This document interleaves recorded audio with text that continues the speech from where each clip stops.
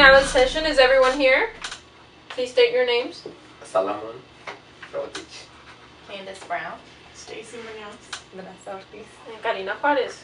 Okay, today is September 10, 2012, and we're going to go over the CARE Act. Vanessa, what is the CARE Act? The CARE Act stands for the Consumer Assurance of Radiologic Excellence. With that being said, it's a legislation that will mandate every state enact a program of minimum standards for the education and certification of radiologic and nuclear medicine technologists as well as radiation therapists. And who is it geared towards? It's geared toward the patients, which will be provided with the best possible care by licensed imaging professionals, imaging technologists that will have to maintain a certain standards, and the institutions that will need to require to hire only licensed imaging personnel. And who does it affect?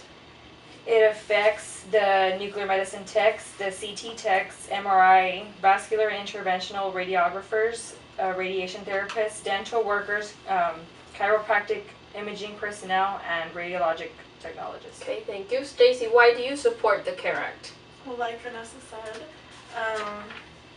there are many states that aren't regulated. I feel that this act will allow for the patient to receive the highest quality of care. So, Aman, do you have anything to say? Yes. Based on what Vanessa and Stacy have said, I think we can just come with an act that only deals with patient care. We need to involve many things. That's why this thing has been sitting on the table for the last 10 years. Because we already have the patient care. And raising the standards won't necessarily improve anything.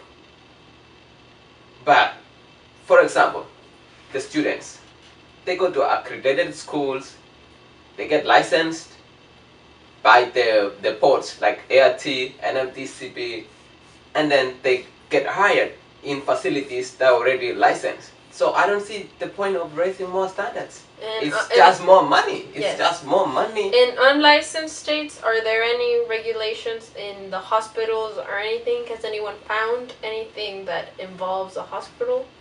Well, yes. Based on my research, the American Society of Radiologic Technologists, basically what happens is instead of employers hiring people with no education at all, they are required to take the ARRT exam or NMTCB exam, just like other graduates who've graduated from accredited institutions. So basically they're hiring their same people. Just because they're not licensed doesn't mean they don't have the same, amount of education. Stacy, do you have anything to say? 11 states don't regulate radiographers, 15 states don't regulate radiation therapists, and 20 states don't regulate nuclear medicine technologists. With no regulation, I don't see how the standard of care could be the same if there are no regulations for anybody to follow. Even though a person is taking a test, the same test that a student is taking, that they've been in school for 2 years, is the same test. That doesn't mean that they're as highly qualified as the other person, the student. It doesn't mean that. I feel that with this act, it will... But the employers of an unlicensed state over here are looking for people who are taking the test. And isn't it to take the test you have to have a minimum education? Yes, minimum education meaning like a 2-year degree.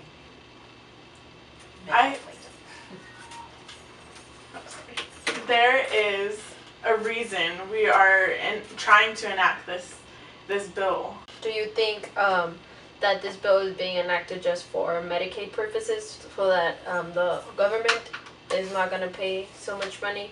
Because it is proposed to lower Medicaid bills, correct, Vanessa? Yes. They're saying, why are they going to pay for something that's not being done by somebody who is licensed? And correctly. So what do you have to say on that behalf? I think the only reason they're trying to push this is because of Medicare. It's just for payment. But the thing is, despite the fact that they're pushing it, many facilities, many institutions already has this regulation within their facilities, that because no facility will get Medicare payment or reimbursed without having the regulation, having somebody licensed perform these procedures. So there's no But need. why are they having to enact this bill if there's already regulation? They're trying to. There has to be a reason. They're trying to implement or amend whatever the act that was implemented in 1981, the Consumer Patient Radiation Health and Safety Act. They're trying to enforce that, but because that one wasn't enforced, it was just. The states don't have to comply. Yeah, they don't have to comply, but they're trying to make that everybody comply. But the thing is, yes, we still the have that states act. aren't complying. That's why they're trying to enforce those laws. So why that do you have to weren't. enforce the state? It's because you're making people pay a lot of money. It's money from somebody's pocket. But do you think? But we still have the safety. Even then, this act is trying to reduce the cost of Medicare, trying to reduce the circumstances when you have to redo the same exam on the same patient. They're trying to reduce the cost of Medicare to the patient. It's patient So care. you're trying to tell me that when they enforce this act, that there will be no error at all? No.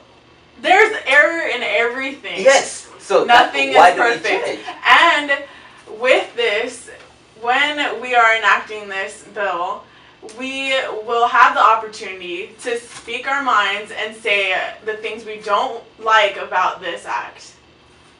You can have your voice then. So you're saying there's some of the things that we don't like in this act already?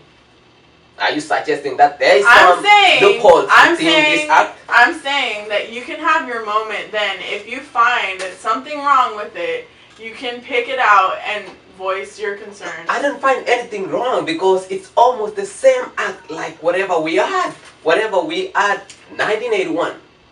It's not adding anything. It's trying to enforce. So we don't need to enforce anything. We don't have to ask some of the states, hey, go pay some more money.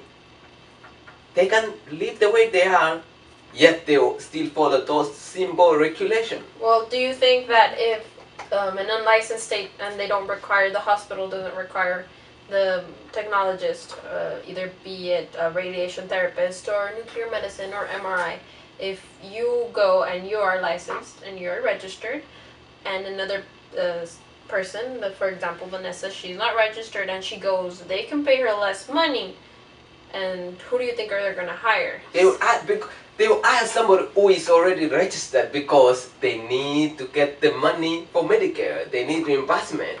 They won't get that if they hire anybody who is not registered.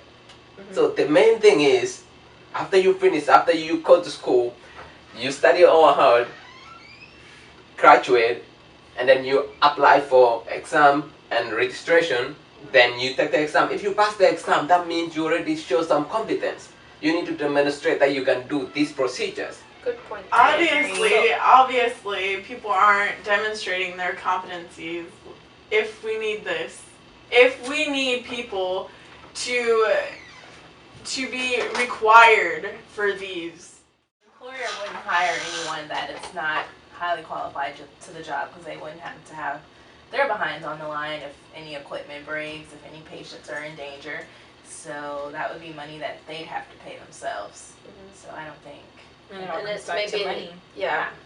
Maybe if hiring an unregistered tech would mean a lawsuit or something. Right.